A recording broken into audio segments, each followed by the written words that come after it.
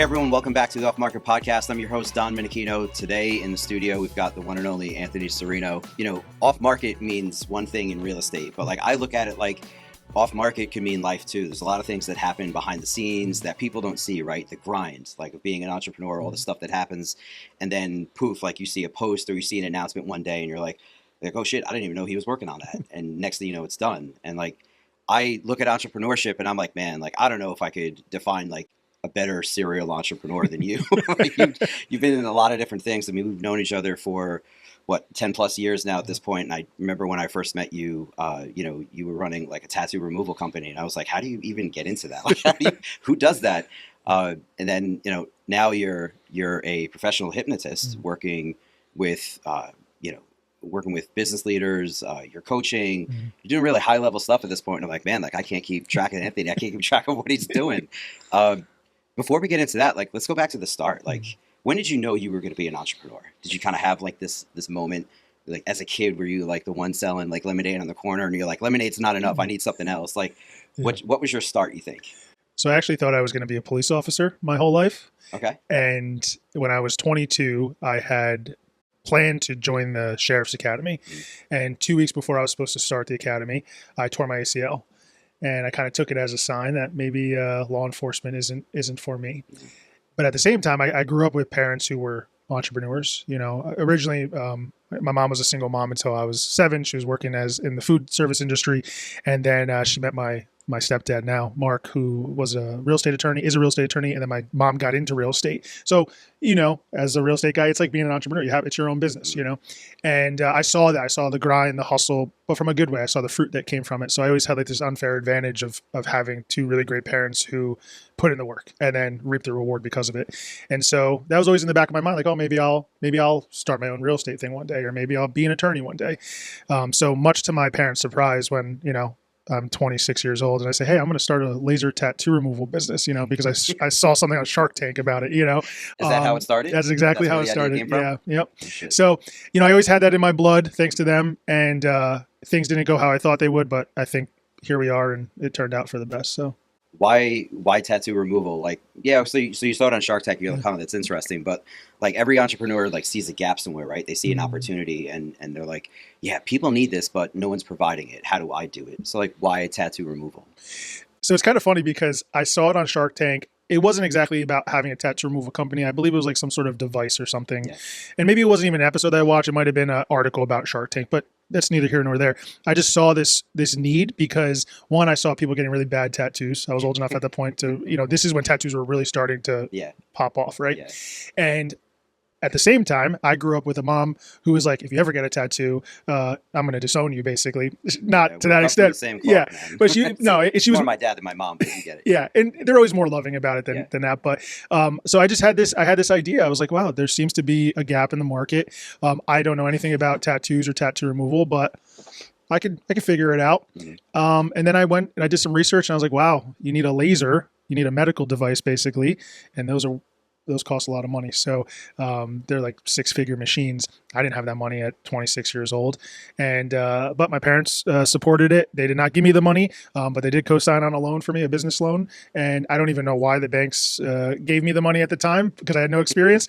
But long story short, I started this business. It was very successful, pretty much right off the bat. And this is where I think, some luck and success comes up. It was right timing. Obviously, I had the idea to do it. I saw a gap, but I can't take all the credit for it because there was a lot of luck and opportunity and also that unfair advantage of the support system that I had.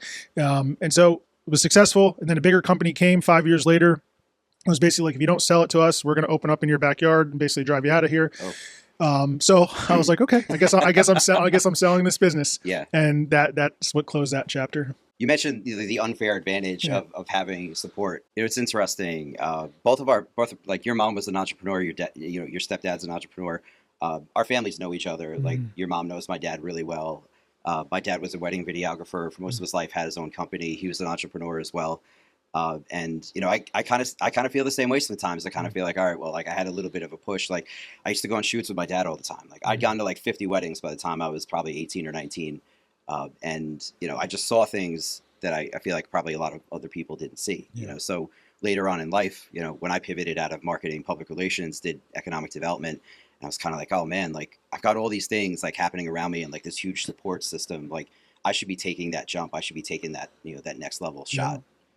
So it's great having that family support. Yeah. And it's a fail-safe mechanism at times too. And I'm fully aware of that. And I think a lot of people though, you can have that unfair advantage and squander it. We see this time and time again with people who come from a lot of money or people who come from advantaged families and they're fortunate in resources. And then these kids are knuckleheads and they squander it all the way. Yeah. I've always been very grateful. And I've also been very acutely aware of the unfair advantage. I realize it's not all me.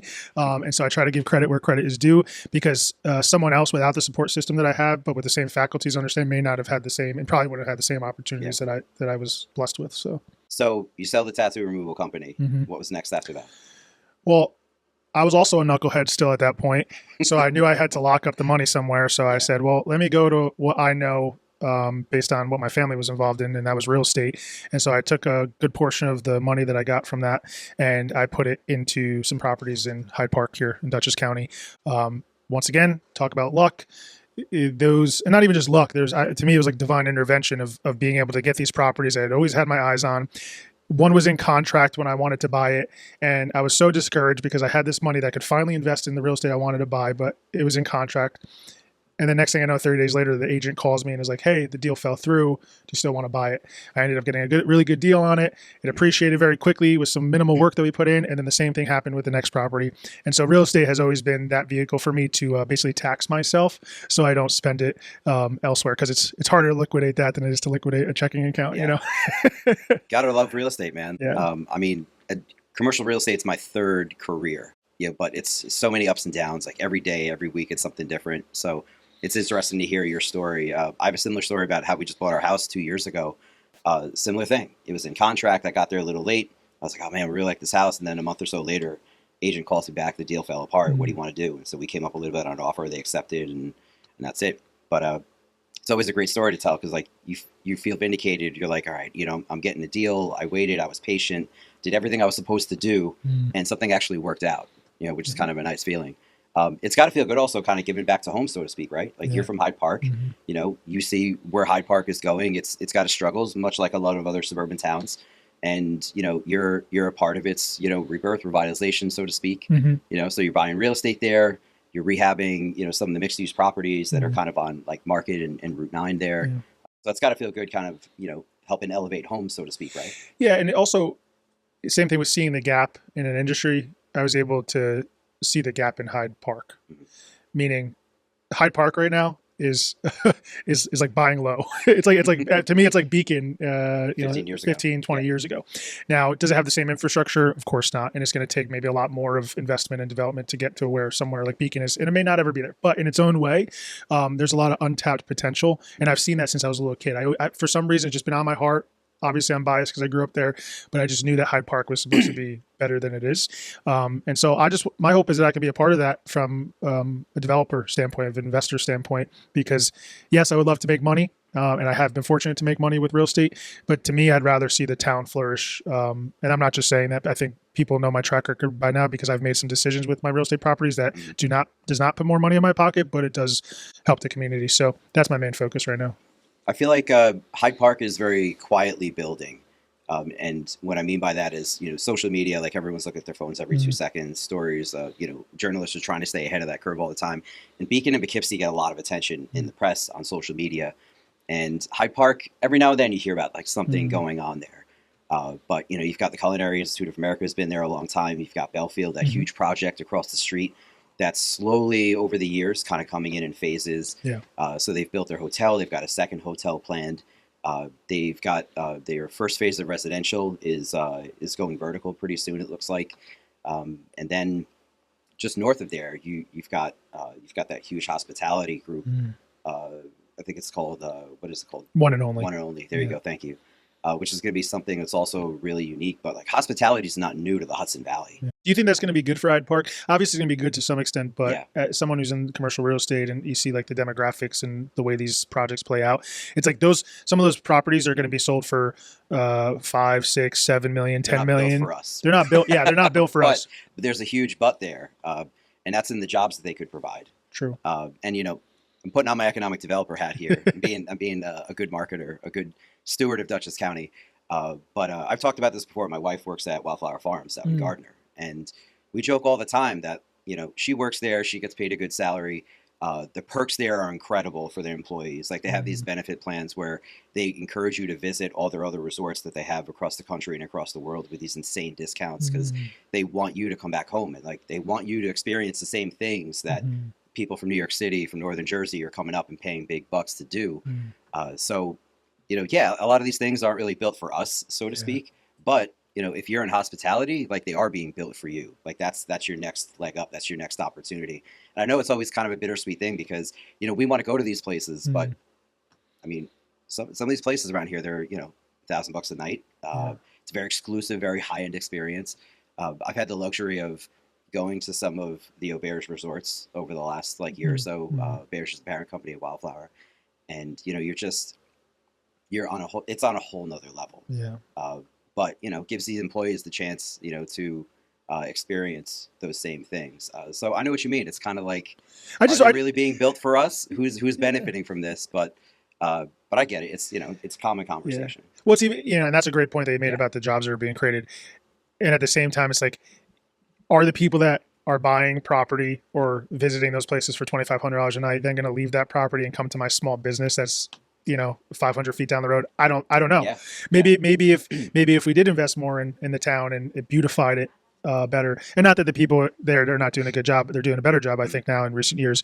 But I think something needs to be more intentional. What we see, I think, in any municipality or town is there's not a cohesive plan. Even when they try to have a cohesive plan, there's too many egos at play, too many cooks, Politics is tough. There's got to be will, desire. Well, even not even from politics, even from like a developer standpoint, like every developer wants to make their money and have their own project, and that's where like the ego comes in. And don't get me wrong, I've met plenty of other developers and investors that have their town best interests at mind or at heart. But there needs to be even more of a, because you can't have one development that's like 6 blocks away and then something else populates over here. It's like, let's focus on, specifically in Hyde Park, let's focus on building a town center first. Start there, But I mean, comprehensive plans are becoming more and more popular in the northern New York City suburbs, so to speak, which is kind of encompasses like where we are. 10 years ago, you didn't see a lot of towns that had comprehensive plans, or if they did, they hadn't been done for 10 or 15 years. So a lot of experts will say, like, every 5 or 10 years, there needs to be a new comp plan. You need to see what was planned 10 years ago, what actually happened, what was executed, why it was, why it wasn't, and then what do the people want for the next, 20, 30, 40 years. I mean, it's hard for the average person to even think 5 years out these days. Yeah, for sure. So you're right. Like Hyde Park and a lot of suburban towns like it, they need the comp plan. And that's in itself is a 3-4 year process, sometimes even longer. I was part of the comp plan that City of Poughkeepsie did in 2018, 2019, and it was tough. You have a lot of public input sessions. You've got the colleges surrounding the city, everyone trying to give input on where things should go.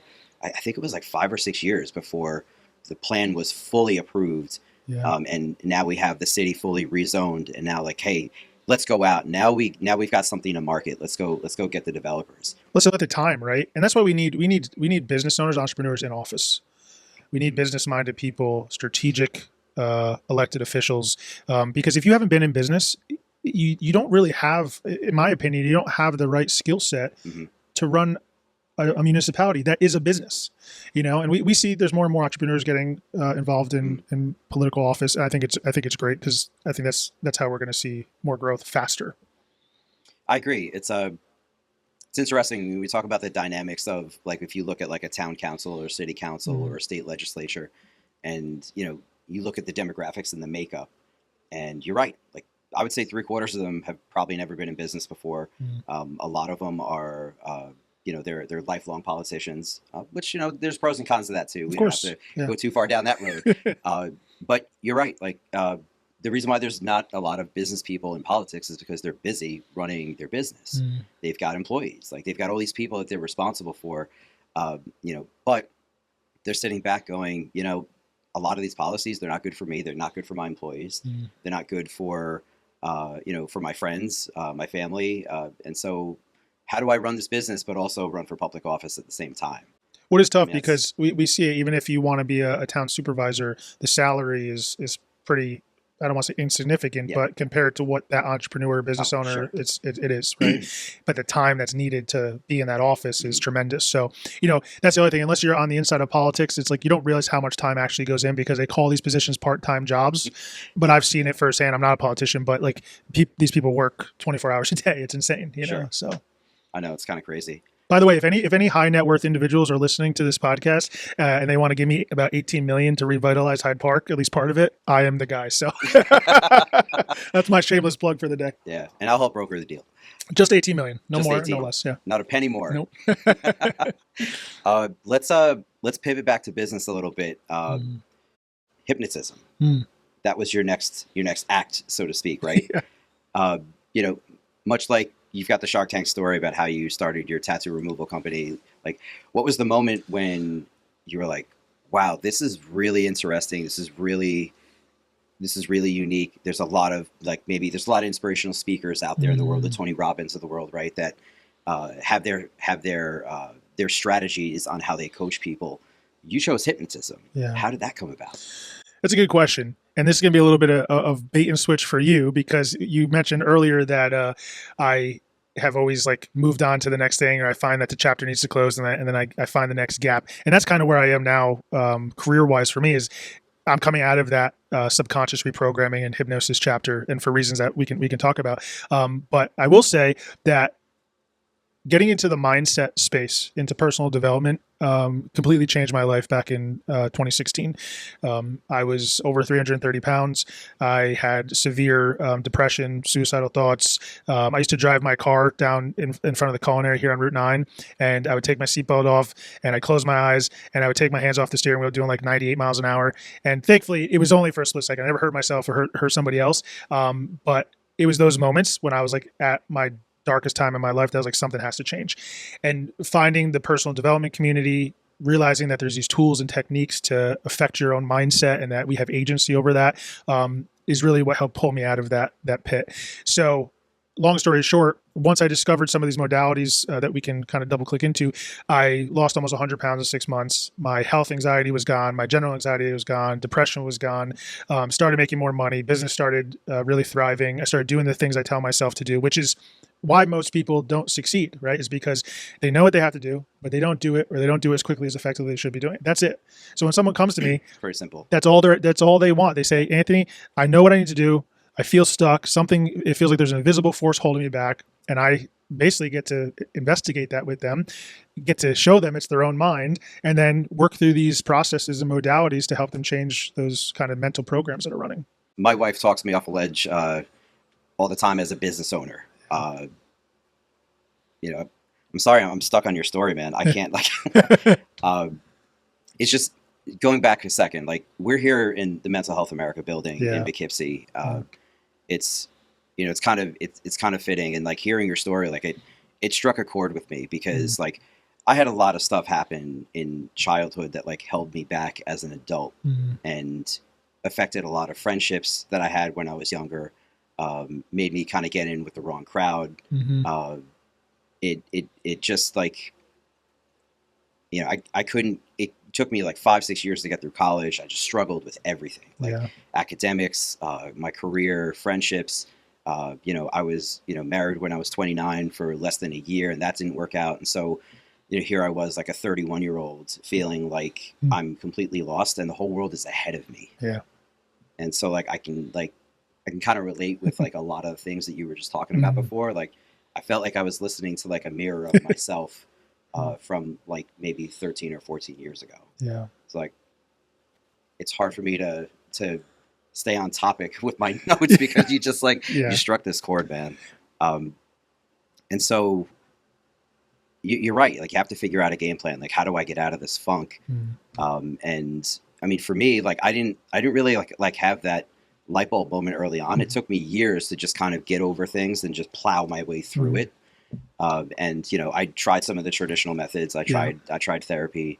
I tried some coaching, and to me it was just all bullshit. It was just I was just you know what, maybe I just need some time, or maybe I just need to just get out of my own way. That was really it at the end of the day. You mentioned before, a lot of business owners, they just can't get out of their own way. They overthink things.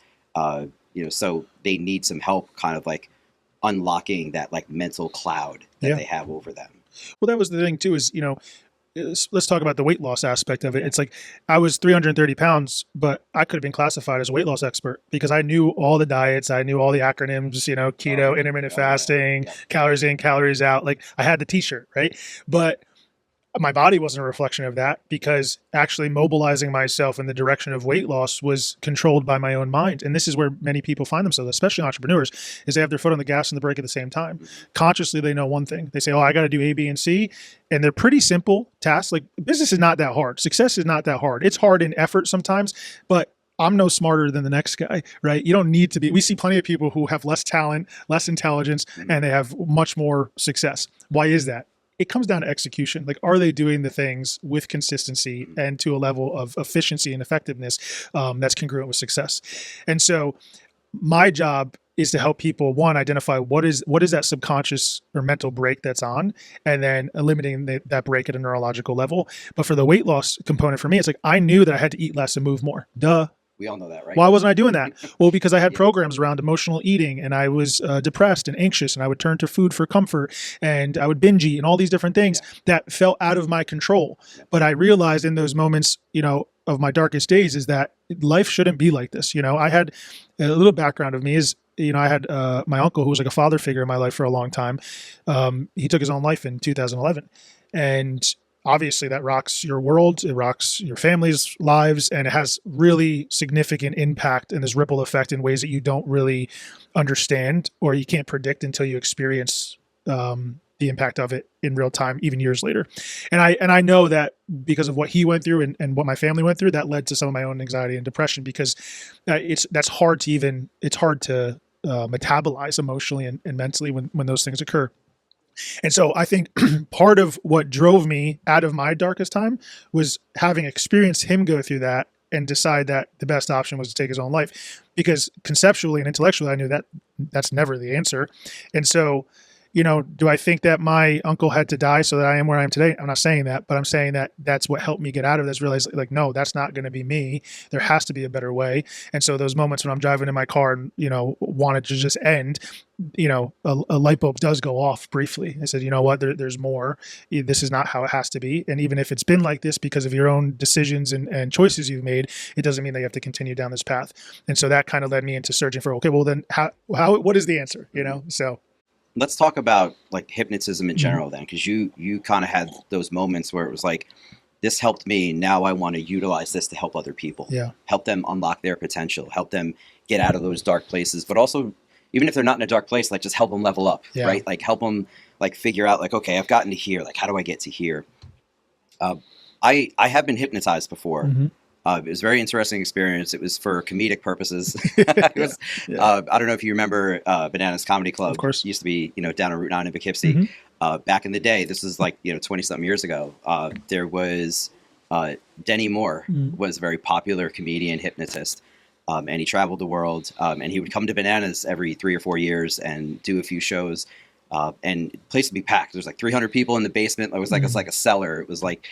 It was pretty wild. And, I remember, he asked for like 25 people to come up on stage, and then he'd like weed us out based on how open to suggestion that we were. And at that point in my life, I was very open to suggestion. So I was one of the lucky 10 that was left up on stage to do all sorts of wacky and weird stuff that we will not go into because it was the 11 o'clock show. It was adults only. Yeah. I hope there's footage of this somewhere. This was pre-phones. There is no footage. Sorry, guys. My sisters were there, though, so if you want to call one of them up, I'm sure they remember the experience. But I do remember, a lot of people have this impression that, like, hypnotism is like voodoo. It's kind of like you're literally, like, you're in this trance and someone's got control over you and you have no control over anything. I believe as someone who's been hypnotized, like, it is that way to an extent. Yeah. But, like, you are kind of just letting go of inhibitions. Yeah. You're still controlling your body. You're still controlling yourself, but you're submitting. You're kind of like letting go a little bit, which as an entrepreneur, like that's a very tough thing to do. Like at KW, they talk a lot about like leveraging. and they talk about like, hey, like you're an agent, but you're also doing administrative work. You're doing marketing. You're doing this. You're doing that. At some point, you gotta hire somebody to do some of these things. You have to leverage the people around you, and eventually, you kind of grow into your own business, so to speak. And you've got employees. You've got marketing teams doing things. So it's like that experience was very interesting, and I could imagine as someone who's now an entrepreneur, or someone who is looking for a business coach, and they're like, where do I turn? There's all these different philosophies out there. There's all these different like seminars and webinars and stuff like that to go to.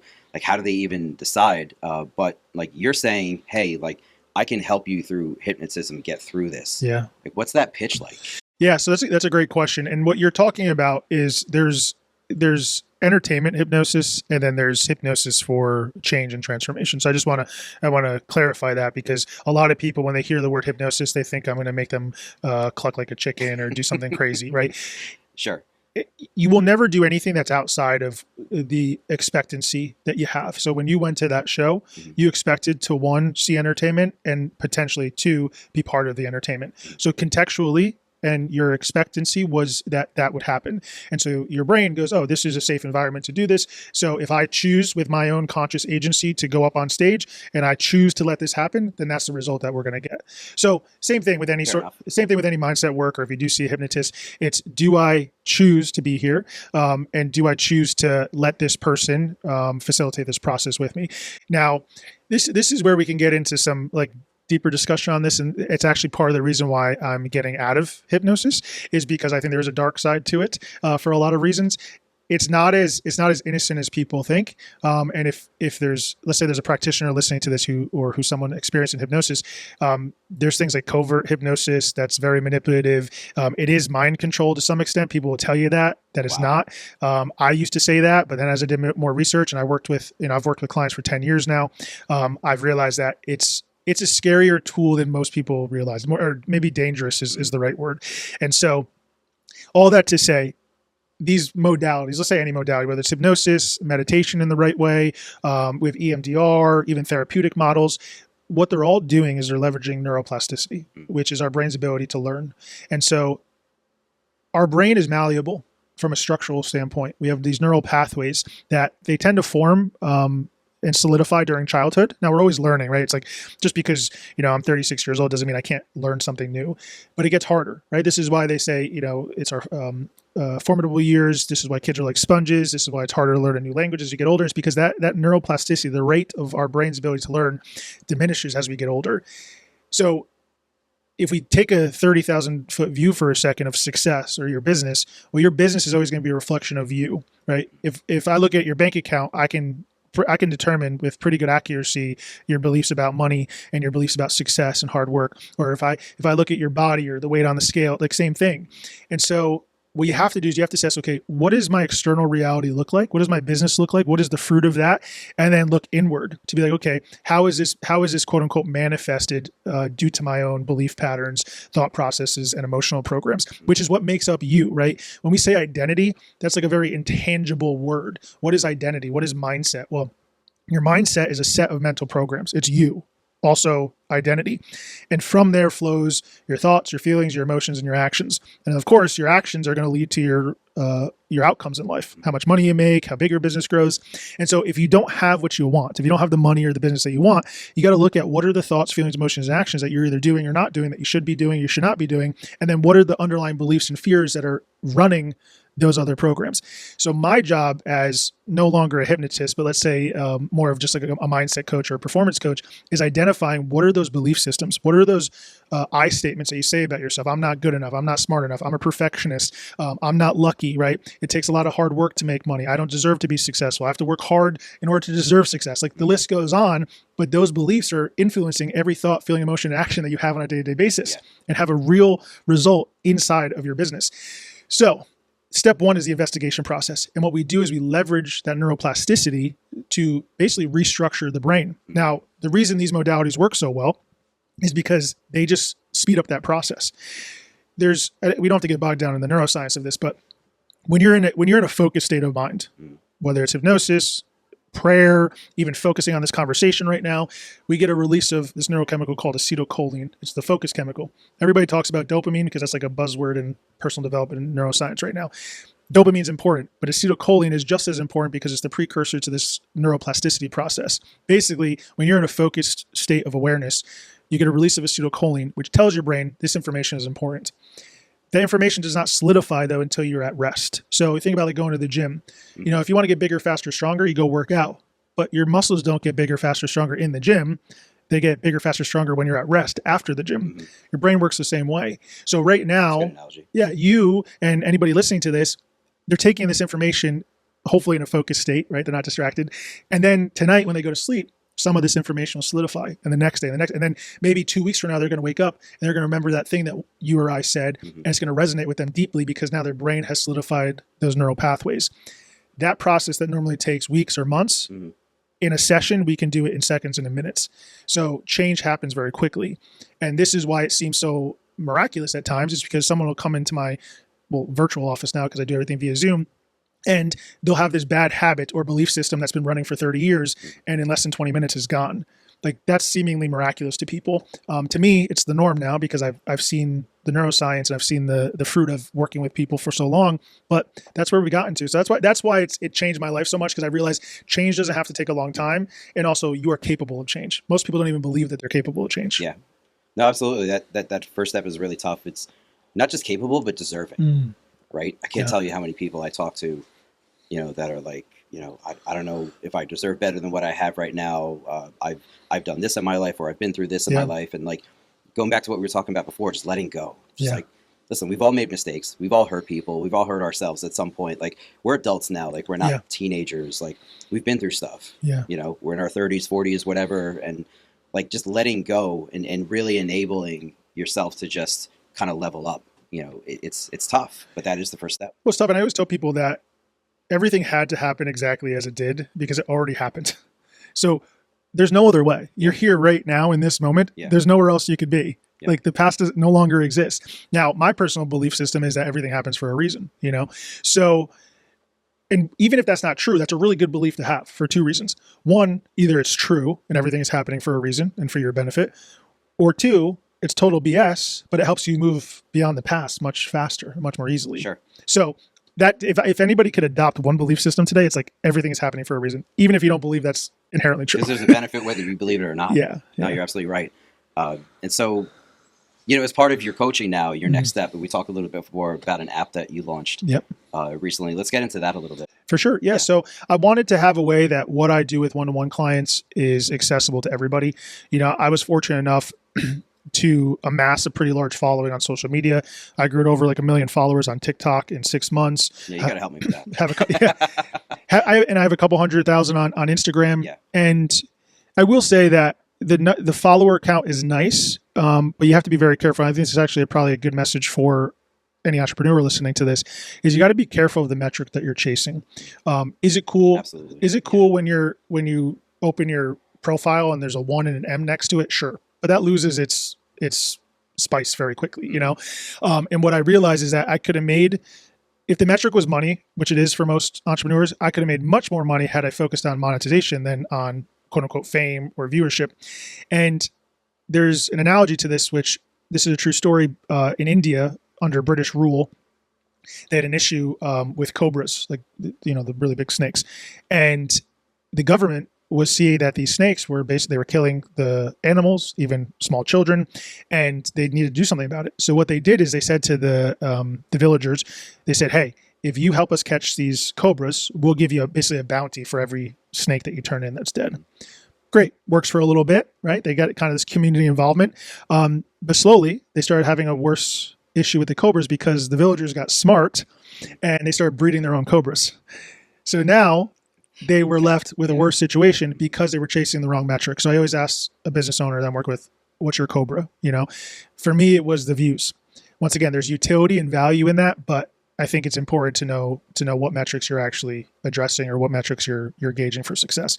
So all that to say, I saw this rise on TikTok. I got a bunch of clients because of it. I was able to raise my prices. My schedule was packed out. I was on all these podcasts, and this is where luck. I felt, I don't want to be too overly humble where it's like, it's all luck because I know I did put a lot of time in, I put in the reps, but it led to a level of success I had not experienced before, which had its benefits and its negatives as well.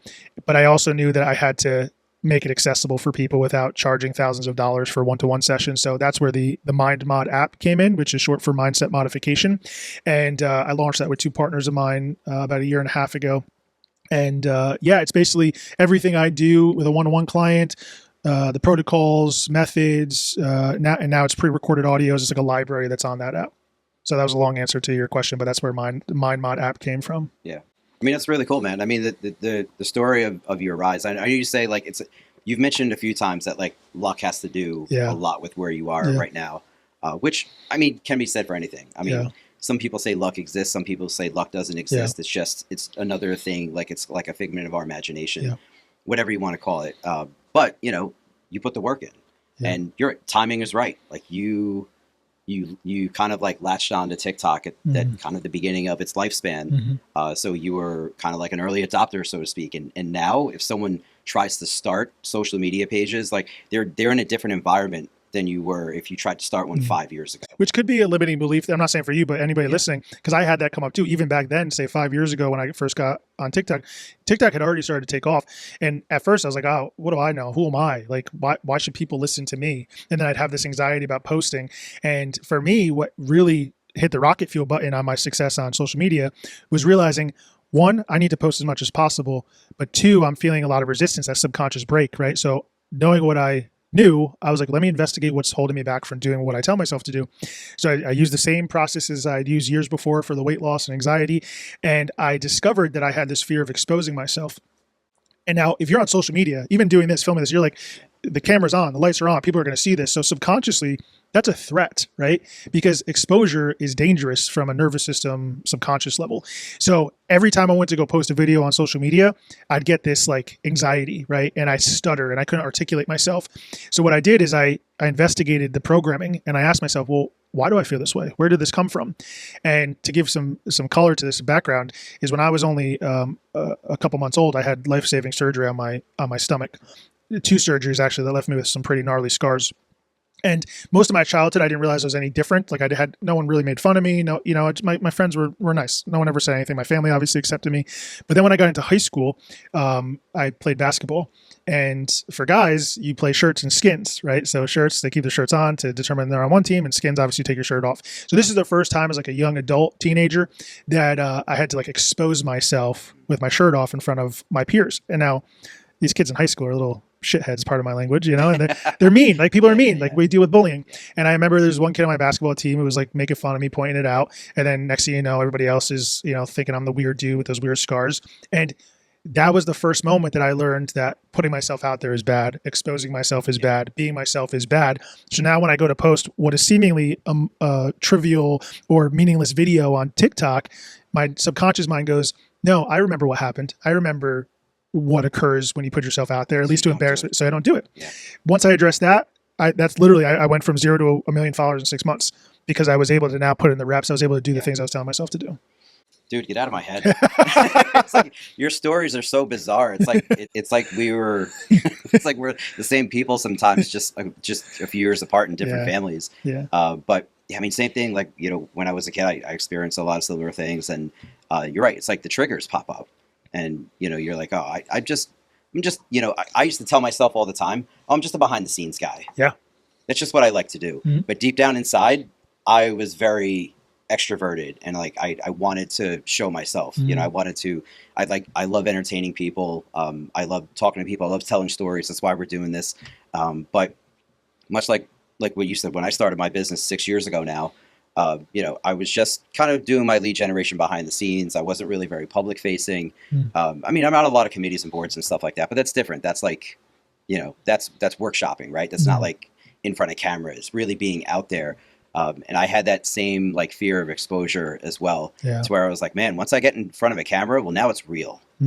Now people are seeing me. Yeah. Like, are people going to want to see me? Yeah. And like, it's deep. It is deep. But that's why it took me 2 years to get this damn podcast off the ground. Because, Michelle and I were talking 2 years ago, we did a SWOT analysis, and she's like, all right, these are my recommendations. This is what I think you should be doing. And I'm like, yeah, I'd love to do a podcast. That sounds really cool. I'd love to do that. 2 years of like literally like every week waking up thinking like, oh, I gotta launch this thing. I gotta just do it. I gotta do it. But it's that constant, like that mental block that I had where I was like, once I get in front of a camera, it's real. Yeah. People are going to see me. Like, and that scared the crap out of me, even just a few years ago as a 40-something-year-old adult. Well, that's the thing is like, what we're talking about right now is going to resonate with a lot of people because what I've found is the things that you and I are dealing with or teasing out right now, they're not uncommon. They're all too common. And so whether it's that direct fear, limiting belief about exposure or something kind of parallel to it, someone right now is listening and be like, that makes sense, right? So what do you do about that is the question. Because my motto now is do it now, do it anyways. And that's easy for me to say because I've done the mindset work and I now can do the thing and do it anyways. Because success loves speed. That's it. 2 years is a long time in the business world, in the success world, right? And it's not to say that there's necessarily a right way to do it, but I will say that if we model success, which is what I always learned, this is why I got into real estate, not just because my parents were in real estate. I saw that all the wealthiest people locally were developers and real estate investors. And I was like, I want to do that. So let me model what they're doing. And I realized that they move very quickly. They take calculated risks. We talked about finding the gap. That's one skill set.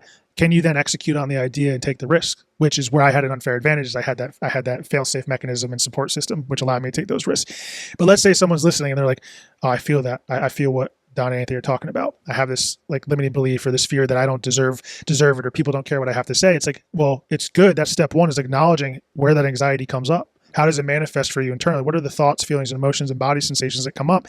And then ask yourself. It doesn't and this is where I've gotten away from hypnosis because it quite frankly, it's not as necessary as I thought it was. And it also has some downsides, which, we could talk about briefly, but even if you just take a few moments to ask yourself, what is this feeling that I'm feeling that I don't like? And when was the first time I felt this way?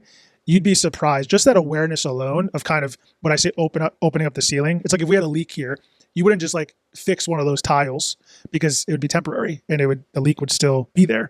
You have to open up the ceiling, get to the exact point of the leak, assess what's happening, where it came from, and then fix that point. Same thing mentally. You have to fix that mental leak. And sometimes the awareness alone will fix the leak, but you don't know until you get there. And the way out is the way through. And some people will be here listening and be like, well, Anthony, I've been through really bad stuff, big T trauma, small T trauma. First of all, go to a professional mental health counselor or therapist first because they have the skill set and the education to manage those situations. I am not a therapist. I'm not a mental health counselor. But the way out is the way through. And very often the things that you're holding back from addressing are kind of the miracle path, if you will, to success. So. All right, man. Well, you've touched me today.